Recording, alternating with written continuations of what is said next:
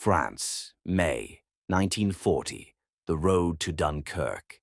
The night smelled of smoke and salt. Private Ellis stared out the window of the hospital train as it rattled slowly toward the coast. The carriage was filled with the wounded, groaning, whispering, or silent. The air was thick with iodine and fear. Outside, the countryside burned in the distance. Every few miles, the horizon flashed red as another village fell to fire. The convoy of 3 hospital trains had left Lille hours ago. The first 2 were already ahead, carrying hundreds of injured soldiers to Dunkirk for evacuation.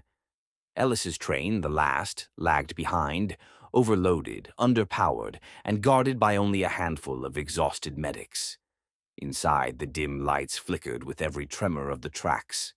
The nurses moved like ghosts themselves, their faces pale beneath their blood-smeared masks. Somewhere in the corner, a man coughed, then stopped. A nurse whispered a prayer under her breath. "Keep your eyes open," said Sergeant Mullen, the convoy's commander.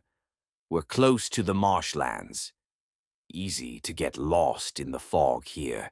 As if summoned by his words, mist began to curl around the wheels.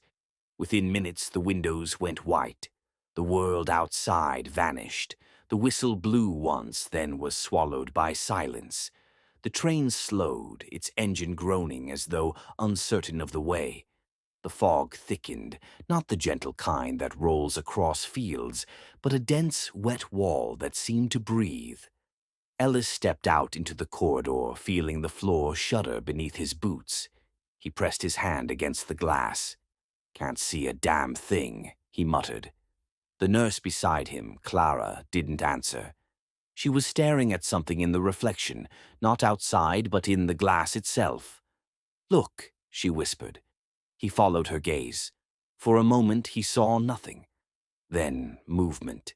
Shapes, faint and pale, moving alongside the train. Dozens of them. Men in tattered uniforms, faces gray and hollow, marching in silence. "The wounded from the other trains?" Ellis asked, though even as he said it, he knew that couldn't be true. Clara shook her head slowly. "They're walking the wrong way." The engine screamed once, then went dead. The train rolled to a stop somewhere in the marshes. No one knew where. The fog pressed against the windows like a living thing, muffling every sound. When Mullen stepped outside to signal the front engine, he disappeared into the whiteness and did not return. Hours passed. The lamps flickered out one by one. Only the sound of the wounded breathing filled the air, ragged, uneven, fading. Ellis dozed off at some point, slumped in a chair, the rhythmic clack of the rails still echoing in his mind. When he woke, the train was moving again, but no one was driving it. He rushed to the engine car. The controls were unmanned. The gauges spun wildly, though there was no one to steer. Outside, the fog had turned faintly green, glowing with a strange phosphorescence, like seawater lit from below. Clara appeared beside him, her voice trembling. "Ellis, where are we going?"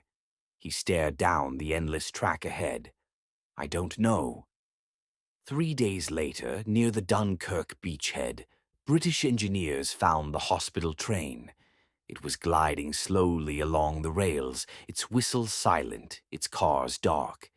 When they boarded, they found every bed empty. No bodies, no blood, no sign of struggle, only the faint scent of salt and antiseptic. The logbooks were blank after midnight of the fog. The food was untouched, the lamps cold. On the rear carriage wall, someone had written a message in chalk. "The wounded are safe. Keep moving east," but Dunkirk was west. No trace of the other 2 trains was ever found.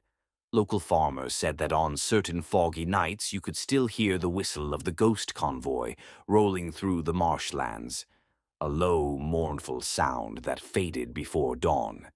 Some claimed that if you looked long enough into the mist, you could see lights moving slowly across the fields, like lanterns carried by invisible hands. And if you listened carefully, you might even hear the echo of a nurse's voice, softly calling names that no longer existed.